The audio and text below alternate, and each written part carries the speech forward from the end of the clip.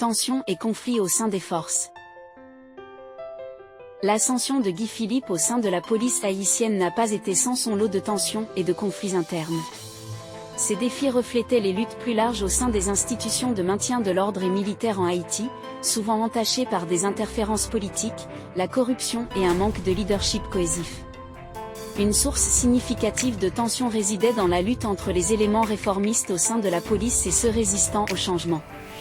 Guy, défenseur de la réforme et de la professionnalisation, se trouvait souvent en désaccord avec les intérêts enracinés au sein de la force. Ces intérêts étaient parfois liés à des pratiques corrompues ou à des loyautés politiques contraires au principe d'application impartiale et efficace de la loi. Naviguer à travers ces conflits internes exigeait un équilibre délicat entre l'assertivité et la diplomatie. Un autre domaine de conflit concernait la relation complexe entre la police et l'armée. En Haïti, les frontières entre les fonctions de la police et de l'armée étaient souvent floues, surtout en période d'instabilité politique. Guy, avec son solide background dans l'application de la loi, plaidait en faveur d'une distinction claire entre les rôles de la police et de l'armée. Cependant, cette position n'était pas toujours bien accueillie, en particulier par ceux dans l'armée habitués à influencer les questions de maintien de l'ordre civil. L'interaction de la politique au sein des forces constituait un autre défi. Les affiliations et loyautés politiques pouvaient souvent dicter les promotions, les affectations et les décisions opérationnelles au sein de la police. Les efforts de Guy pour rester apolitique et se concentrer sur ses devoirs professionnels le plaçaient parfois dans une position délicate, surtout lorsque les vents politiques changeaient. Il devait naviguer soigneusement dans ces dynamiques, cherchant à préserver ses principes tout en évitant l'aliénation de figures clés du paysage politique et militaire. Guy faisait également face à des défis liés aux contraintes de ressources et à la capacité opérationnelle au sein de la police. Les difficultés économiques d'Haïti se traduisaient souvent par un financement et des ressources limitées pour les forces de l'ordre, impactant tout, de la formation du personnel à l'équipement et à l'infrastructure. Le rôle de Guy impliquait souvent non seulement la planification opérationnelle, mais aussi la recherche de moyens innovants pour maximiser les ressources limitées disponibles afin d'obtenir des résultats policiers efficaces. De plus, les risques personnels et les dangers associés à son rôle ajoutaient aux tensions internes. En tant que personnage public de premier plan dans la police, surtout connu pour s'opposer à la corruption et à la criminalité, Guy était souvent la cible de menaces et d'hostilités, tant de la part des éléments criminels que de ceux au sein des forces opposées à ces réformes. Cet environnement de risques élevés ajoutait une couche supplémentaire de complexité à son rôle de leader. En résumé, les tensions et les conflits au sein des forces de police et militaires haïtiennes étaient un aspect significatif de la carrière de Guy Philippe. Ces défis ont mis à l'épreuve son leadership, son acuité stratégique et ses principes éthiques. Ses expériences dans la gestion de ces luttes internes ont non seulement façonné sa trajectoire professionnelle, mais lui ont également fourni des perspectives approfondies sur les complexités et les défis de maintenir la stabilité et l'ordre dans un environnement sociopolitique complexe. Paysage politique d'Haïti avant le coup d'État.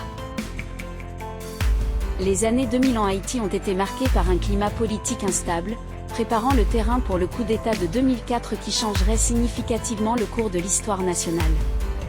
Cette période était caractérisée par une agitation croissante, des difficultés économiques profondes et un éloignement croissant entre le gouvernement et la population. Le président Jean-Bertrand Aristide, autrefois une figure populaire représentant l'espoir de changement démocratique, a connu un déclin de soutien avec des accusations de corruption et de tendances autoritaires. Son administration était plongée dans des controverses, notamment des allégations de violation des droits de l'homme et de manipulation du processus politique. Le mécontentement envers le gouvernement d'Aristide ne se limitait pas à la population en général, il incluait également diverses factions politiques et des éléments au sein des forces militaires et policières. Ce mécontentement croissant a conduit à des manifestations et des grèves de plus en plus importantes, paralysant une économie haïtienne déjà fragile. La réponse du gouvernement à ces manifestations, souvent répressives et parfois violentes, ne faisait qu'alimenter les flammes de l'opposition.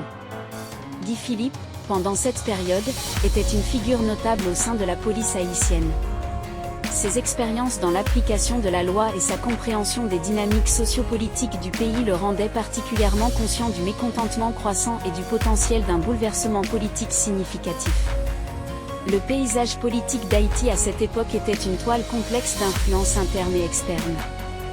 Les acteurs internationaux, notamment les États-Unis et la France, ainsi que des organisations régionales comme la communauté caribéenne, CARICOM, surveillaient de près la situation, chacun avec ses propres intérêts et perspectives sur les événements en cours. Dans cet environnement de tension et d'incertitude, les graines du coup d'État de 2004 étaient semées. Le coup d'État ne surgirait pas seulement en réaction à la situation politique immédiate, mais comme une culmination de griefs de longue date et de lutte de pouvoir au sein d'Haïti. Pour Guy Philippe, le paysage politique pré-offrait un contexte difficile et décisif. C'est dans ce contexte qu'il prendrait des décisions qui impacteraient profondément sa vie et l'avenir d'Haïti. L'interaction complexe de facteurs politiques, sociaux et économiques préparait le terrain pour son implication dans l'un des événements les plus significatifs de l'histoire contemporaine d'Haïti. Rôle dans la planification et l'exécution du coup d'État. Le rôle de Guy Philippe dans la planification et l'exécution du coup d'État de 2004 a été un moment décisif de sa carrière et un événement critique dans l'histoire d'Haïti. Son implication dans le coup était motivée par un mélange complexe de convictions personnelles, d'ambitions politiques et d'une réponse à l'environnement sociopolitique turbulent en Haïti. À mesure que le mécontentement envers le règne du président Aristide augmentait, Guy se trouva de plus en plus aligné avec les factions de l'opposition. Ces groupes, composés de diverses entités politiques et sociales, partageaient un objectif commun d'évincer Aristide, qu'ils considéraient comme un dictateur ayant trahi les promesses de la démocratie. La position de Guy au sein de la police et son désapprobation croissante des actions du gouvernement le positionnaient comme une figure clé dans le mouvement d'opposition en gestation. La planification du coup nécessitait une coordination minutieuse, la discrétion et l'acuité stratégique.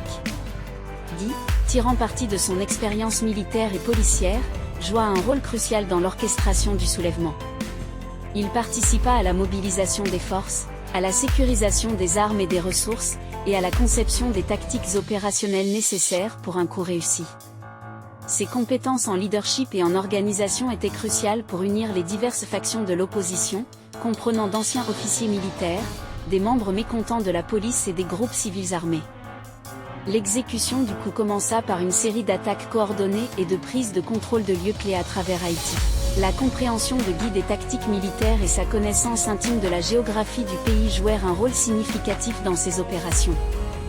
Les forces du coup, sous sa direction, parvinrent à gagner du terrain de manière significative, capturant plusieurs villes importantes. À mesure que le coup se déroulait, Guy émergea comme une figure éminente, non seulement au sein des rangs de l'opposition, mais aussi aux yeux du public haïtien et de la communauté internationale. Il était vu par beaucoup comme le visage du soulèvement, un rôle qui lui apportait à la fois reconnaissance et infamie. L'implication de Guy dans le coup n'était pas sans risque personnel. Il était bien conscient des dangers impliqués, tant pendant l'opération que dans ses suites. La possibilité d'échec, avec ses risques d'arrestation voire de mort, était constamment présente. Pourtant, son engagement envers ce qu'il considérait comme une intervention nécessaire pour sauver Haïti d'un régime défaillant le poussait en avant. Le coup d'État de 2004, avec Guy Philippe comme l'un de ses principaux architectes, conduisit finalement à la destitution du président Aristide. Le succès de l'opération marqua un changement spectaculaire dans le paysage politique d'Haïti. Cependant, il ouvrit également un nouveau chapitre d'incertitude et de controverse, tant pour le pays que pour Guy lui-même. En résumé, le rôle de Guy Philippe dans la planification et l'exécution du coup de 2004 était un témoignage de ses capacités stratégiques, de ses qualités de leader et de son implication profonde dans le tissu politique d'Haïti. Cette implication fut un tournant, marquant sa transition d'officier de police à acteur politique et militaire clé dans l'arène tumultueuse de la politique haïtienne.